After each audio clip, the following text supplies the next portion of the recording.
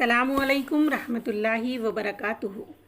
Bridge course पेशकश ज़िला परिषद उर्दू हाई स्कूल नलदुर्ग ताल्लुक़ा तुलजापुर ज़िला उस्मानाबाद। ब्रिज कोर्स की अमली सरगर्मी का 36वां दिन।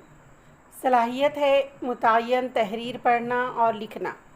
आओ मालूम करें अपने उस्ताद या सरपरस्त की मदद से ज़ैल के इक़्तिबास को खौस में दिए गए अल्फाज की मदद से खानापुरी करते हुए समझें और बयाज़ में तहरीर करें।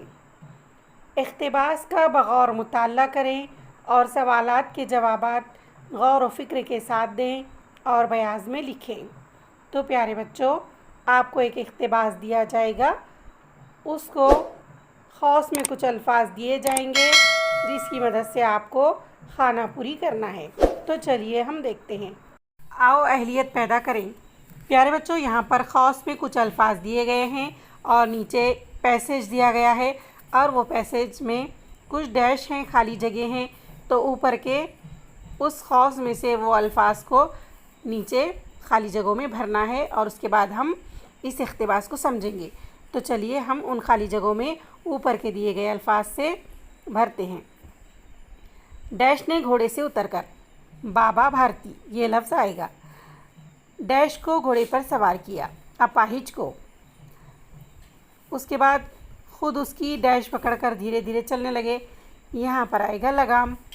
अचानक उन्हें एक झटका सा लगा और डैश हाथ से छूट गई। यहाँ पर भी लगाम आएगा। उसकी हैरत की इंतहा न रही जब उन्होंने देखा कि अपाहिज घोड़े की पुश्त पर तन कर बैठा है और घोड़े को डैश लिए जा रहा है। तो यहाँ पर आएगा दौड़ाए। उनके मुंह से चीख निकल गई। ये अपाहिज डैश था। ये यहाँ पर खाली जगह में डाकू खड़क सिंह ये लफ्ज़ आएगा। बाबा भारती कुछ देर तक चुप रहे और उसके बाद कुछ फ़ैसला करके पूरी ताकत से चीख कर बोले, डैश। यहाँ पर आएगा ठहर जाओ। खड़क सिंह ठहर गया। बाबा ने कहा, ये घोड़ा तुम्हारा हो चुका, मैं तुमसे उसे वापस करने के लिए ना कहूँगा, लेकिन खड़क सिंह एक डैश करता हूँ। तो ये खाली जगह में आएगा इल्तिजा। उसे ठुकरा न देना और मेरा और डैश टूट जाएगा। तो यहाँ पर आएगा मेरा दिल। बाबा जी हुक्म दीजिए, मैं आपका ग़ुलाम हूँ, सिर्फ़ ये डैश न दूँगा। तो यहाँ पर आएगा घोड़ा। अब घोड़े का नाम न लो, मैं तुमसे उसके बारे में कुछ न कहूँगा। मेरी गुजारिश सिर्फ़ ये है कि इस डैश का कहीं ज़िक्र न करना। तो प्यारे बच्चों, ये आखिरी वाली खाली जगह में वाक़िए ये लफ्ज़ आएगा। चलिए अब हम थोड़े में इस पैसेज को समझते हैं।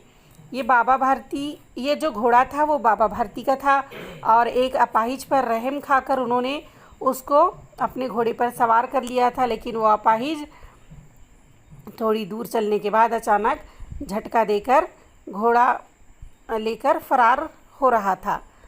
तो बाबा भारती को बहुत हैरत हो गई कि एक तो मैंने उस अपाहिज को अपाहिज समझकर उसकी मदद के लिए उसको घोड़े पर सवार किया और उसने मेरा एहसान करने के बजाय मेरा घोड़ा लेकर ही भाग रहा है।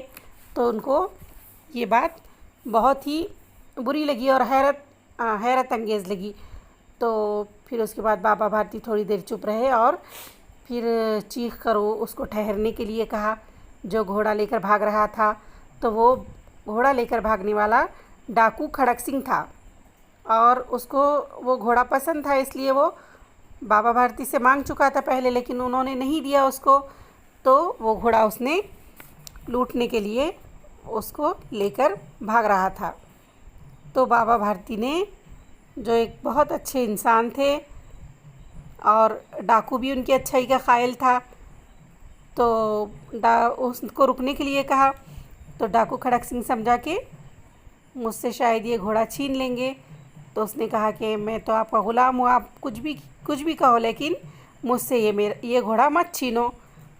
तो बाबा जी ने कहा कि मैं घोड़ा तुमसे नहीं लूँगा, ये घोड़ा तुम ही रख लो, लेकिन सिर्फ़ मैं गुजारिश करता हूँ, इल्तिजा करता हूँ कि तुम ये वाक़िए का कहीं भी ज़िक्र मत करना। प्यारे बच्चों, कौन सा वाक़िया?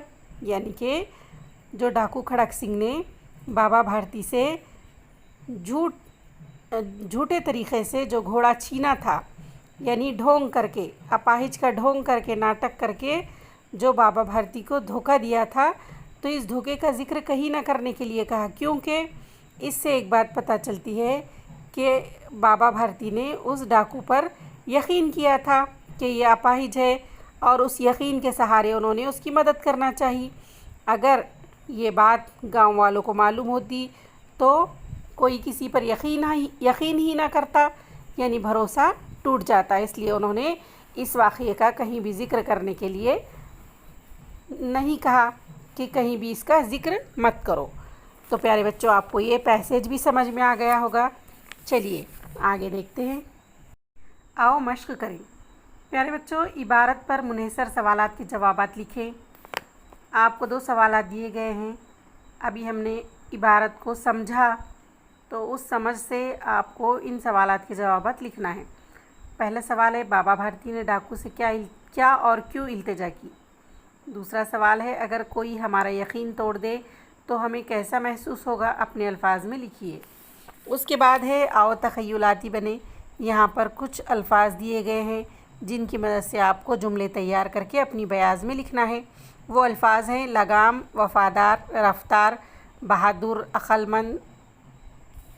तो प्यारे बच्चों, मिसाल के तौर पर एक लफ्ज़ हम देखेंगे, उससे जुमला तैयार करेंगे। जैसा कि वफ़ादार, यहाँ पर एक लफ्ज़ है, तो कुत्ता बहुत वफ़ादार जानवर होता है।